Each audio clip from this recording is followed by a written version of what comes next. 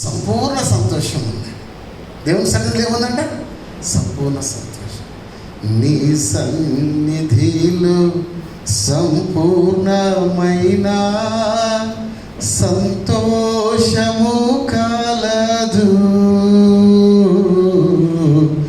నీ సన్నిధిలో సంపూర్ణమైన సంతోషము కలదు.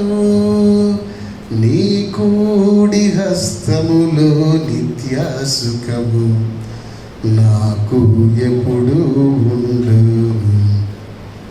నా జీవిత యాత్రలో ప్రభువా నీ పాదమే శరణం.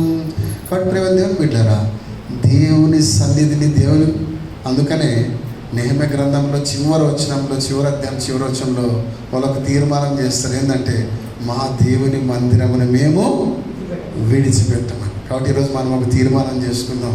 అయ్యా, నీ సన్నిధిలో సంపూర్ణ సంతోషం ఉంది, నా కుటుంబం నిత్యం నీ సన్నిధిలో పెట్టి ఆశీర్వదించాలి.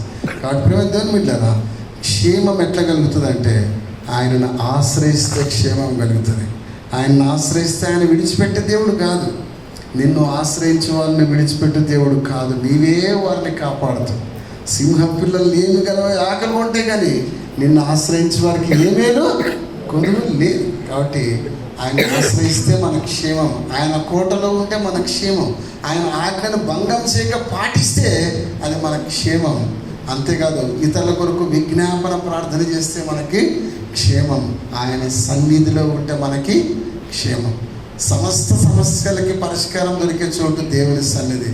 కాబట్టి మరి పిల్లలు లేరని హన్న మరి దేవుని సన్నిధికి వచ్చి మొరుపెడితే మరి అక్కడ ఉన్నటువంటి యాజకుడు ఏలి అంటాడు, అమ్మా నెక్స్ట్ ఇయర్ ఈ టయానికి నీకు బాగుంటాడు, నీకు క్షేమం కలుగుతుందని చెప్పి పంపిస్తాడు.